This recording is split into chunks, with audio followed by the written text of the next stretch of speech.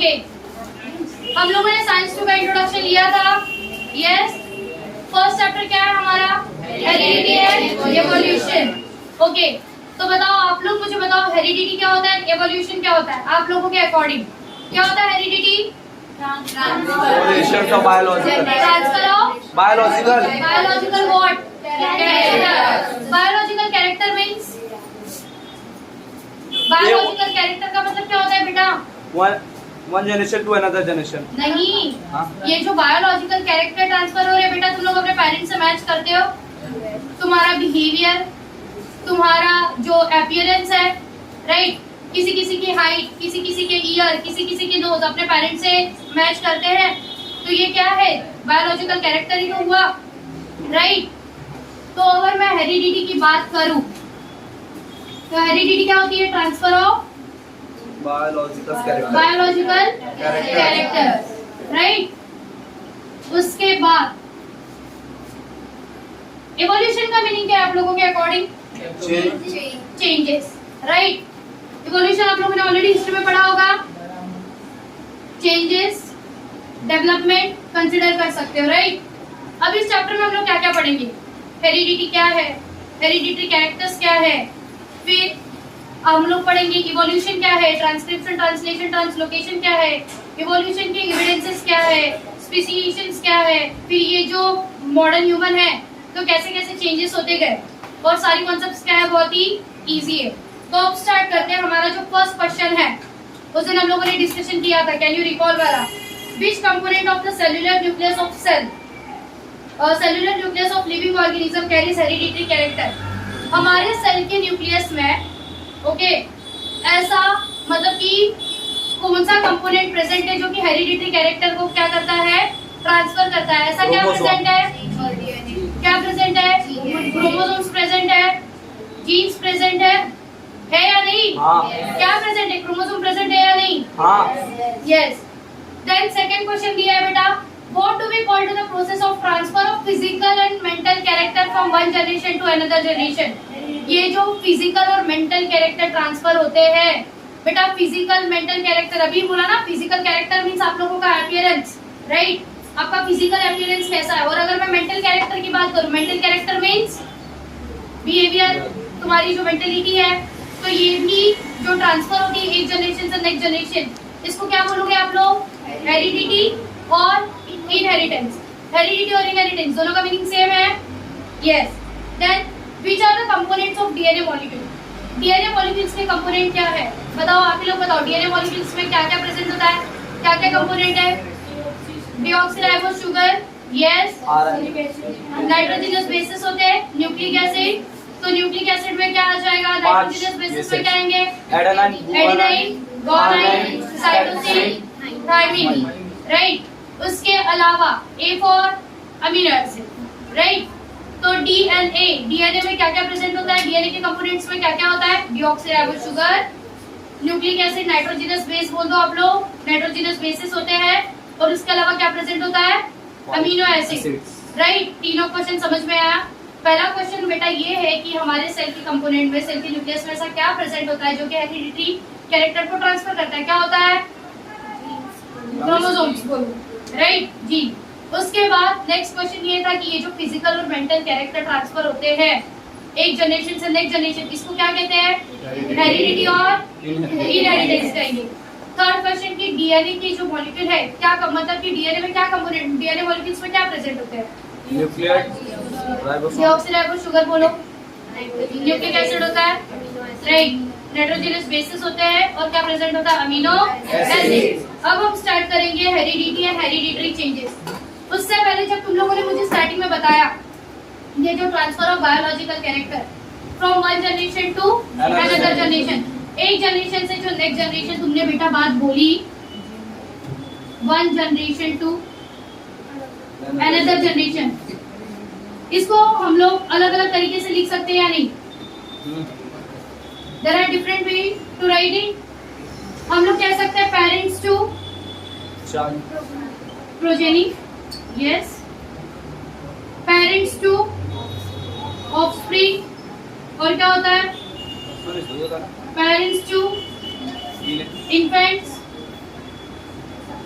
Child, तुम्हारा एक next generation हो गया, राइट, एक नेक्स्ट जनरेशन हो गया। पेटल्स भी वही होता है, राइट। तो जब बोला जाएगा कि पेरेंट्स टू प्रोजेनी, हम लोग ऐसे भी लिख सकते हैं, transfer of biological character from parents to offspring, parents to progeny, one generation to next generation, parent to child, parent to infant, सबका मतलब क्या हुआ? सेम। अच्छा, कौन से ब्रांच ऑफ साइंस में, मतलब कि जहाँ पे किसकी स्टडी की जाती है? इनहेरिटेंस की, राइट, जहाँ पे हेरिडिटी की स्टडी की जाती है, साइंस के उस ब्रांच को क्या कहते हैं? जेनेटिक्स। क्या कहते हैं? जेनेटिक्स। ये तुम लोगों ने 9th में पढ़ा था। अब पढ़ेंगे हेरिडिटी एंड हेरिडिटरी चेंजेस। बताओ तुम लोग मुझे, आप लोगों को क्या पता है हेरिडिटी क्या है, जो हमने अभी सुना? तो you know that the heredity is the transfer of biological character from one generation to another generation via gene. बेटा कैरेक्टर ट्रांसफर तो होते हैं, लेकिन किसके थ्रू? जीन्स के थ्रू। आप लोगों को पता होगा father of genetics, genetics genetics genetics genetics सुन लिया। जेनेटिक्स का बेस किसने क्रिएट किया था? पायोनियर ऑफ जेनेटिक्स कौन थे? John Gregor Mendel. ये जो पायोनियर किसने क्रिएट किया था? John Gregor Mendel. जेनेटिक्स के, इसीलिए मैंने बोला साइंस के जिस ब्रांच में हेरिडिटी की स्टडी की जाती है उसको जेनेटिक्स कहते हैं। तो जो फादर ऑफ जेनेटिक्स थे, जिन्होंने जेनेटिक्स का पायोनियर क्रिएट किया है, वो कौन है बेटा? John Gregor Mendel. 9th standard में पढ़ा है ना, monohybrid cross, dihybrid cross, किसका था वो? मेंडल का ना। मेंडल ने इनको पी प्लांट को लेके monohybrid cross, dihybrid cross किया था। तो फादर ऑफ जेनेटिक्स कौन है?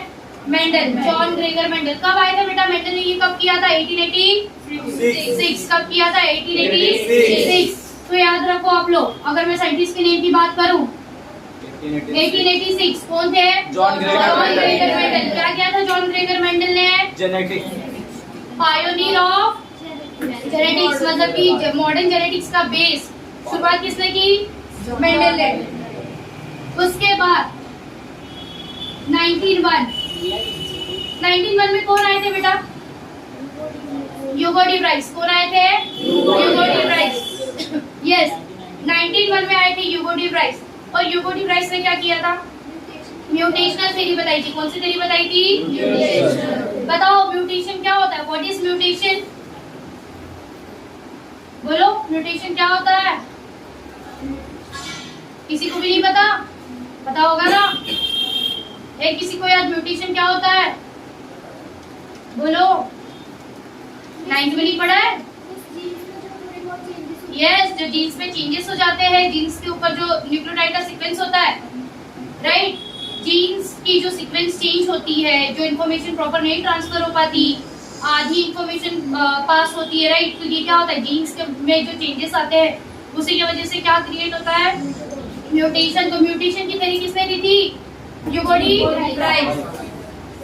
देन 1902 बताओ, 1902 में कौन आए थे? Walter and Sutton. Walter and Sutton ने क्या बताया था? उन्होंने क्या बोला था? वॉल्टर एंड सटन ने बेटा ग्रास शॉपर के अंदर भी क्या नोटिस किया था? Pair of chromosome. उन्होंने क्या देखा था कि ग्रास शॉपर के अंदर भी क्या प्रेजेंट है? क्रोमोसोम्स प्रेजेंट है। उसके बाद 1944 में कितने साइंटिस्ट आए थे? 3 ट्रायो साइंटिस्ट आए थे। कौन आए थे? 3 ट्रायो साइंटिस्ट। क्या नाम था उनका? Oswald Avery, Maclyn McCarty and Colin MacLeod. कौन कौन थे? Oswald Avery, Maclyn McCarty and Colin MacLeod. इन्होंने क्या बताया था? एक्सेप्ट वायरसेस, वायरसेस के अलावा all living organism carries DNA as a genetic material. क्या बताया था उन्होंने? बताओ क्या बताया था? वायरसेस के अलावा सारे लिविंग ऑर्गेनिज्म में क्या प्रेजेंट होता है? DNA as a genetic material. Viruses कैसे, लिविंग है कि नॉन लिविंग है? लिविंग। वायरस कैसा है? Living organism. कौन कह रहा है लिविंग है, कौन कह रहा है नॉन लिविंग? से बाहर रहेंगे तो नॉन लिविंग है। एग्जैक्टली, जब तक वो बॉडी के बाहर होते तब तक वो क्या होते हैं? Non living. जैसे ही वो किसी लिविंग ऑर्गेनिज्म में एंटर करते हैं वैसे ही वो क्या हो जाते हैं? लिविंग हो जाते हैं, राइट। उसके बाद 1961 फ्रेंच जेनेटिक्स, राइट। 1961 में फ्रेंच जेनेटिसिस्ट, क्या नाम था उनका? फ्रैंकाइस जेकॉब एंड जेक मोनाड। क्या किया था उन्होंने? मॉडल प्रोसेस मॉडल डीएनए की क्या? मॉडल प्रोटीन सिंथेसिस का मॉडल प्रपोज किया था, राइट? क्या किया था उन्होंने? प्रोटीन सिंथेसिस के जो भी हिडन कोड है उनको क्या किया था? डिस्कवर किया था। प्रोटीन सिंथेसिस के मॉडल में जो भी हिडन कोड थे उनको किसने डिस्कवर किया? फ्रैंकाइस जेकॉब एंड जेक मोनाड। याद रखोगे? अब क्या करोगे सुनो, उस दिन भी मैंने बोला था, किया या नहीं मुझे नहीं पता।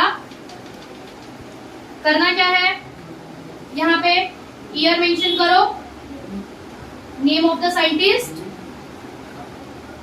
और यहाँ पे क्या लिखोगे बेटा? Discovery, right? तो पहला ईयर 1886, जॉन ग्रेगर मेंडल क्या किया?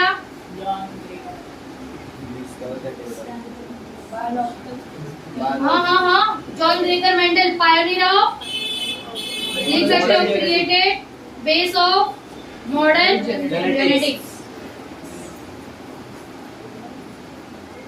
राइट? आफ्टर दैट 1901 कौन आए थे बेटा? Hugo de Vries. क्या बताया था ह्यूगो डी ब्राइस ने? म्यूटेशनल थ्योरी, बराबर। उसके बाद 1902 कौन थे? Walter and Sutton. क्या बताया था? क्रोमोसोम इज प्रेजेंट इन, कहाँ पे था? प्रेजेंट ग्रासहोपर में भी। तो क्या लिखेंगे? Pair of chromosome is present in grasshopper also. फिर 1944 ऑस्टवर्ल्ड एवरी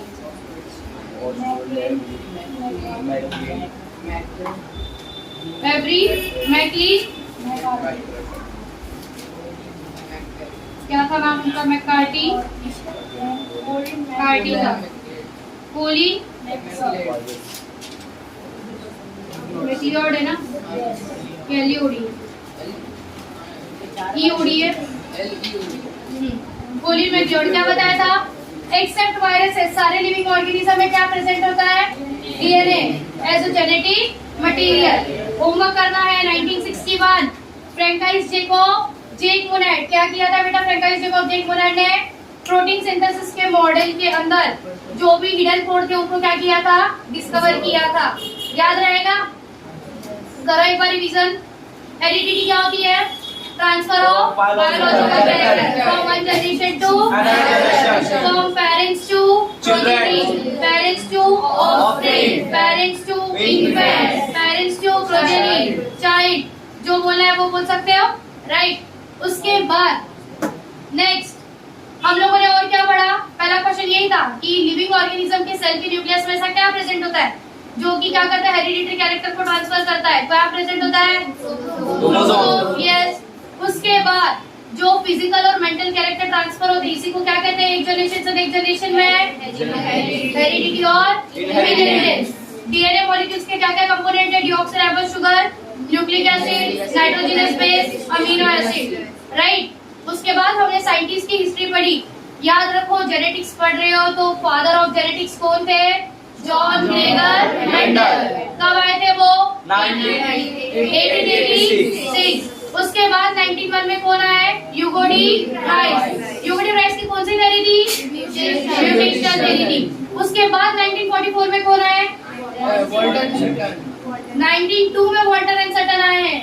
1944 में कौन आया मैंने पूछा? ऑस्वर्ड एवरी मैककार्थी और कोली मैक्लियोड। उन्होंने क्या बताया? Except viruses all living organism carries DNA as a genetic material. 1902 में वॉल्टर एंड सटन आए थे जिन्होंने क्या बताया कि ग्रासहोपर के अंदर भी पेयर ऑफ क्रोमोसोम्स प्रेजेंट होते हैं। फिर 1961 में फ्रैंकाइस जेकॉब एंड जेक मोनाड, दो फ्रेंच साइंटिस्ट आए थे। उन्होंने क्या बताया था? उन्होंने प्रोटीन सिंथेसिस के मॉडल में डीएनए मतलब कि जो हिडन कोड थे उसको क्या किया था? डिस्कवर करके बताया था। अब आप लोग मुझे ये बताओ कि ये जो हेरिडिटरी साइंस है इसके क्या बेनिफिट्स हुए? पढ़ा है आपने। हेरिडिटरी साइंस के वजह से जितने भी डिजीजेस है उनका डायग्नोसिस, प्रिवेंशन और ट्रीटमेंट पॉसिबल हुआ। डायग्नोसिस क्या होता है? क्या होता है? डायग्नोसिस क्या होता है? बीमारी का पता लगाना। यस, किसी भी डिजीज को पहचानने के लिए पहले जो ट्रीटमेंट की जाती है, मतलब कि सॉरी, जो टेस्ट करवाए जाते हैं वो क्या होता है? डायग्नोसिस। और बेटा जब तुम्हें बीमारी पता चल जाती है तो उससे बचने के लिए जो तुम लोग करते हो वो क्या होता है? प्रिवेंशन, बचाव के लिए। और बीमारी के ऊपर जो लिया जाता है, जो किया जाता है, जो दवाइयाँ खाते हो, जो डॉक्टर की सलाह फॉलो करते हो, वो क्या होता है? ट्रीटमेंट होता है, राइट। बीमारी से बचने के लिए बेसिकली प्रिवेंशन लिया जाता है, बीमारी को ठीक करने के लिए क्या किया जाता है? ट्रीटमेंट किया जाता है, और बीमारी का पता लगाने के लिए क्या करते हैं? डायग्नोसिस करते हैं ना। तो हेरिडिटरी साइंस के वजह से क्या पॉसिबल हुआ? किसी भी डिजीज का डायग्नोसिस करना, प्रिवेंशन करना, ट्रीटमेंट करना पॉसिबल हुआ। उसके अलावा डिफरेंट माइक्रो ऑर्गेनिज्म को यूज करके प्रोडक्शन बढ़ाना पॉसिबल हो गया है ना। अलग अलग प्लांट्स के, एनिमल्स का, मतलब तुम लोग बोल सकते हो अलग अलग क्रॉप्स और एनिमल्स का क्या करना, मतलब कि बेसिकली बायोटेक्नोलॉजी को यूज करके, माइक्रोब्स को यूज करके क्या उनका प्रोडक्शन बढ़ाना पॉसिबल हो गया है। अब ये है next concept, transcription, translation and translocation. ये तो सबसे इम्पोर्टेंट है, सबको पता ही होना चाहिए क्या है ट्रांसक्रिप्शन, क्या है ट्रांसलेशन, क्या है ट्रांसलोकेशन। स्टोरी बताई थी, याद है या नहीं? आधा याद है। आधा याद है? अब सुनेंगे, ठीक है, अच्छे से सुना, बहुत अच्छी स्टोरी है। जो कॉन्सेप्ट हम पढ़ने जा रहे हैं वो है ट्रांसक्रिप्शन,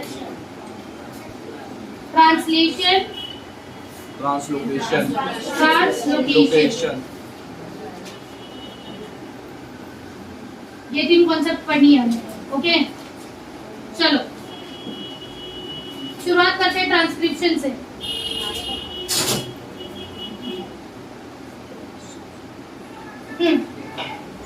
उससे पहले कुछ क्वेश्चन दिए, state and explain the structure of DNA and various types of RNA. बेटा डीएनए का स्ट्रक्चर जरा बताओ तो। डीएनए क्या होता है? Deoxyribose nucleic acid. डीएनए का स्ट्रक्चर कैसा होता है? डबल हेलिक्स होता है, लैडर लाइक होता है, राइट? पढ़ा है कि नहीं? याद आ रहा होगा। हमेशा आइडिनाइन के साथ कौन होता है? गोनाइन। साइटोसिन के साथ हमेशा कौन होता है? थायमिन होता है। पढ़ा है ना? कुछ याद आ रहा है या नहीं? आरएनए के टाइप्स बताओ। आरएनए क्या होता है? Ribonucleic acid. कितने टाइप है उसके? 3। कौन से? MRNA, tRNA, rRNA, messenger RNA, transfer RNA, ribosomal RNA. Yes. Second question दिया है, explain the meaning of genetic disorders and give names of सब डिसऑर्डर। बेटा हमने जेनेटिक डिसऑर्डर पढ़ा है, जीन्स के वजह से जो डिसऑर्डर होते हैं, क्रोमोसोमल डिसऑर्डर भी पढ़ा है इवन 9th स्टैंडर्ड में, राइट? ये सब 9th में ही पढ़ा है, चैप्टर नंबर 16 में। बताओ जेनेटिकल डिसऑर्डर्स, एग्जांपल दो मुझे। एल्बिनिज्म, यस, और sickle cell anaemia, Down syndrome सुना है, क्लाइन-पिंटर सिंड्रोम सुना है। ये सब क्या थे? जेनेटिकल डिसऑर्डर ही तो थे, जेनेटिकल एंड क्रोमोसोमल डिसऑर्डर। चलो अब पढ़ेंगे। अब जो ट्रांसक्रिप्शन की प्रोसेस है, सबसे पहले ये याद रखो बेटा, हमारे बॉडी में क्या होती है? Protein synthesis. क्या होती है? Protein synthesis. प्रोटीन सिंथेसिस का क्या फायदा है? क्या होता है प्रोटीन सिंथेसिस से? बताओ। प्रोटीन सिंथेसिस से क्या होगा? प्रोटीन क्या करते हैं बेटा? प्रोटीन की वजह से ही तो हमारे बॉडी का फंक्शन प्रॉपर्ली रन हो रहा है, सेल की फंक्शनिंग प्रॉपर्ली हो रही है। यस, पढ़ा है ना? प्रोटीन के वजह से ही तुम्हारे बॉडी के फंक्शंस, तुम्हारे बॉडी के सेल प्रॉपर वर्क कर रहे हैं। तुम्हारा इवन जो अपीयरेंस है वो भी किस पे वर्क कर रहा है? प्रोटीन सिंथेसिस पे ही वर्क कर रहा है ना। लोग जिम क्यों जाते हैं? प्रोटीन ही तो चाहिए होता है, राइट? ओके, तो इतना याद रखो कि बेटा हमारे बॉडी में सबसे ज्यादा इंपॉर्टेंट है प्रोटीन सिंथेसिस। क्या इंपॉर्टेंट है? Protein synthesis. और हमारे बॉडी में जो प्रोटीन सिंथेसिस करता है वो कौन है? डीएनए। कौन है? डीएनए। लेकिन प्रोटीन सिंथेसिस डीएनए किसके हेल्प से करता है? आरएनए के हेल्प से। किसके हेल्प से करता है? आरएनए के हेल्प से। तो डीएनए जब जो प्रोटीन सिंथेसिस करता है आरएनए के हेल्प से, इसी को क्या कहते हैं? Central dogma. क्या कहते हैं? Central dogma. बिल्कुल मुश्किल नहीं है, बॉडी में प्रोटीन सिंथेसिस जरूरी है। डीएनए प्रोटीन सिंथेसिस करता है। कौन करता है? डीएनए। किसके हेल्प से करता है? इसी को क्या कहते हैं? Central dogma. तो हम लोग क्या याद रखेंगे? एक सेंट्रल डोग्मा का भी कॉन्सेप्ट याद रखेंगे आप। DNA perform protein synthesis. क्या करता है डीएनए? Protein synthesis. किसके हेल्प से? आरएनए के। With the help of RNA. Central of dogma. With the help of RNA. इसी प्रोसेस को क्या कहते हैं? बेटा ये जो सेंट्रल डोग्मा की प्रोसेस होती है, सुनो, डीएनए प्रोटीन सिंथेसिस करता है आरएनए की हेल्प से, इसी को कहते हैं सेंट्रल डोग्मा। अब पहले इन तीनों वर्ड्स का मतलब समझो। ट्रांसक्रिप्शन, ट्रांसक्रिप्शन का मतलब सब्स्टिट्यूट। उस दिन मैंने बताया था, एग्जांपल मैंने दिया था। पहले साइंस में पढ़ाती थी, मैं अगर छुट्टी पे जा रही हूँ तो मेरे बदले अगर कोई आ रहा है तो वो साइंस पढ़ाने ही आ रहा है, जो मेरे बदली आ रहा है बेटा वो साइंस वाला ही होगा। तो मेरे बदले अगर कोई सब्स्टिट्यूट आ रहा है तो वो क्या हो गया? ट्रांसक्रिप्शन। ट्रांसलेशन क्या होता है? ट्रांसलेट करना, बेसिकली किसी भी चीज को पता है ना। ट्रांसलेशन, कोई चीज इंग्लिश से हिंदी करते हो, हिंदी से इंग्लिश करते हो, translation. Then translocation, translocation means what? एक प्लेस से दूसरे प्लेस पे जाना। अब कहानी सुनो। जब सेंट्रल डोग्मा की प्रोसेस होती है, जब डीएनए प्रोटीन सिंथेसिस करता है आरएनए के हेल्प से, जब सेंट्रल डोग्मा की प्रोसेस होती है, उस वक्त कौन प्रोड्यूस्ड होते हैं?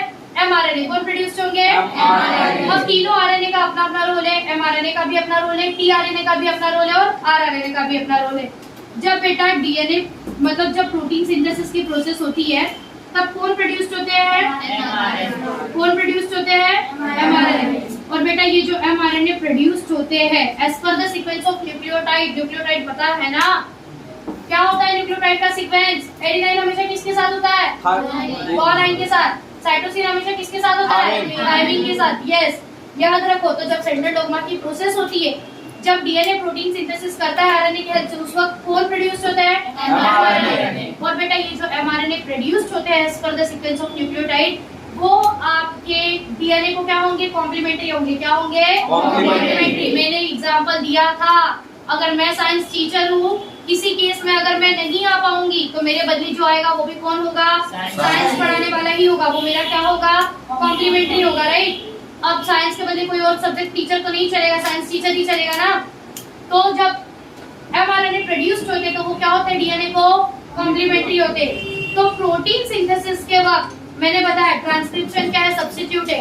तो प्रोटीन सिंथेसिस के बाद डीएनए के थायमिन के बदली आरएनए का क्या यूज हो जाता है? Uracil. Instead of thymine of DNA, uracil of RNA is used in the process of protein synthesis. इसी प्रोसेस को कहते हैं ट्रांसक्रिप्शन। क्या कहते हैं? ट्रांसक्रिप्शन। बिल्कुल मुश्किल नहीं।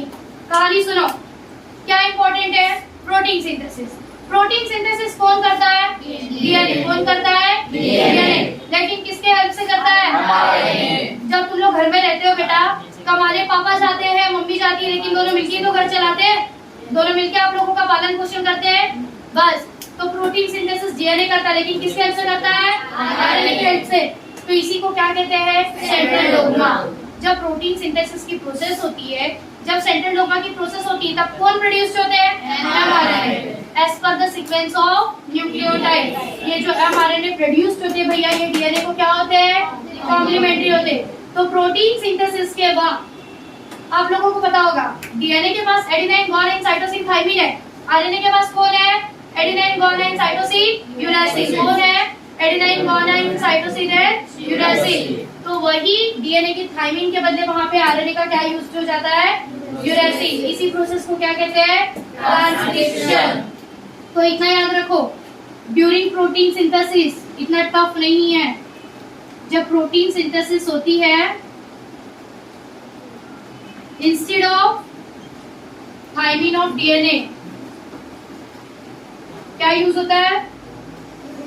Uracil of RNA is used. This process is known as, क्या कहते हैं इसको? क्या है बेटा ये? ट्रांसक्रिप्शन। क्या है ये? ट्रांसक्रिप्शन। डीएनए कहाँ रहता है?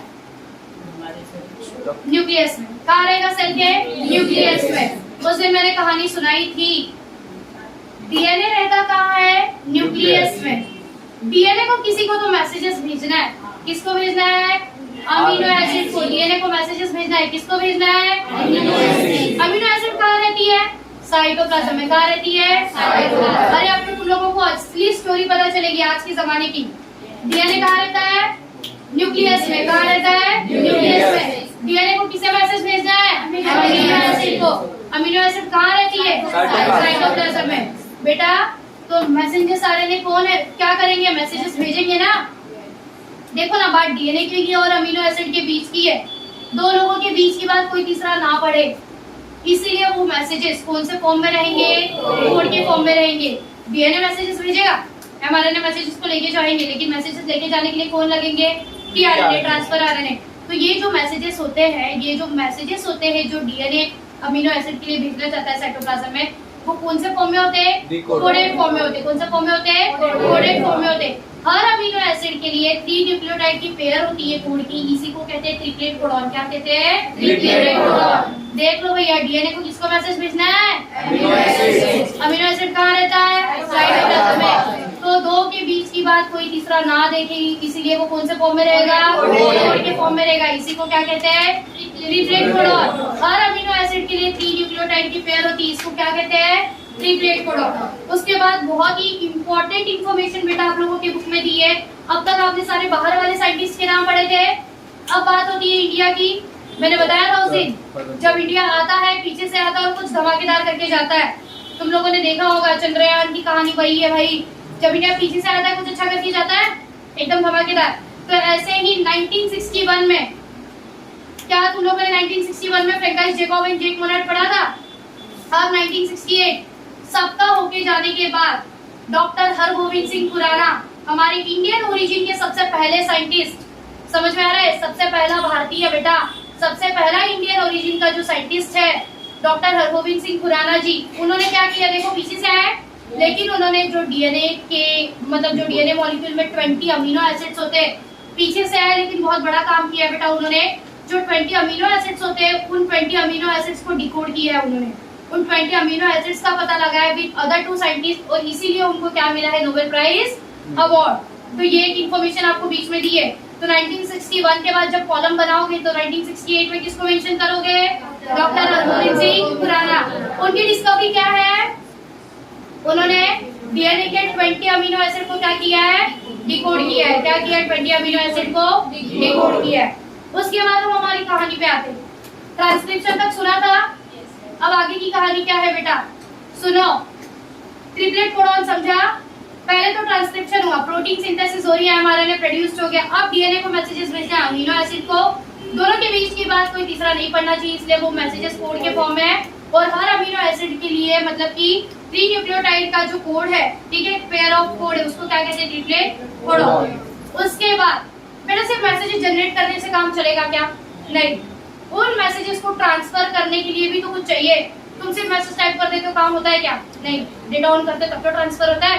पहले के जमाने में कबूतर, फिर पोस्ट, ऐसे अलग अलग मेथड आए कि नहीं, वैसे ही डीएनए का मैसेज अमीनो एसिड तक पहुंचाने के लिए कौन काम करेगा, टीआरएनए। कौन काम करेगा, एमआरएनए ने मैसेजेस जनरेट किए बेटा, लेकिन उसको ट्रांसफर करने का काम कौन करेगा, टीआरएनए। और जब मैसेजेस बराबर अमीनो एसिड के पास पहुंच जाता है ना, सुनो, टीआरएनए डीएनए से मैसेजेस लेके जाएगा, और जब वो अमीनो एसिड तक मैसेजेस पहुंच जाते हैं तब टीआरएनए के पास होता है एंटीकोडॉन। क्या होता है, एंटीकोडॉन। एंटीकोडॉन के हेल्प से वो जो भी मैसेज है, अब रास्ता तो पूरा कट गया है, सारे सेल ऑर्गेनेल के बीच से वो निकल गए हैं।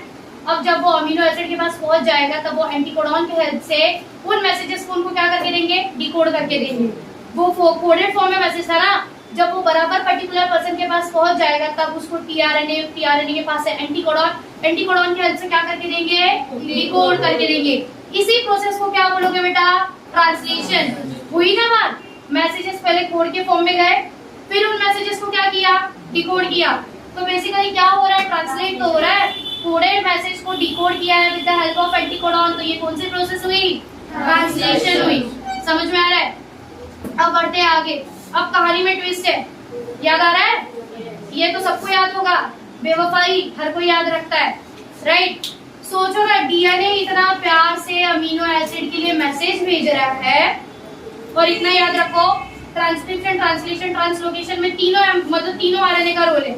एमआरएनए का रोल पढ़ा, टीआरएनए का रोल पढ़ा, आरआरएनए का अमीनो एसिड से ऑलरेडी रिश्ता है। क्या है, आरआरएनए का अमीनो एसिड से ऑलरेडी रिश्ता है। पेप्टाइड बॉन्डिंग है, कौन सी बॉन्डिंग है उनकी, शुगर बॉन्डिंग है, तुम लोगों ने पढ़ी थी, राइट। तुम लोग सोचो, डीएनए प्यार भरा मैसेज अमीनो एसिड के लिए भेज रहा है, और अमीनो एसिड का ऑलरेडी किससे रिश्ता है, आरआरएनए से। तुम सोचो ना, जब टीआरएनए, जब ट्रांसफर आरएनए, समझो कि डीएनए का मैसेज लेके उनके दरवाजे पे खड़े और अमीनो एसिड ऑलरेडी आरआरएनए के साथ है। जब वो दरवाजा ठकठकाएगा टीआरएनए, तो आरआरएनए को कहीं तो छुपना पड़ेगा ना। अमीनो एसिड अपने आरआरएनए को कहीं तो छुपाएगी। देखो धोखा दे रही है अमीनो एसिड, तो वो आरआरएनए को कहीं तो छुपाएगी।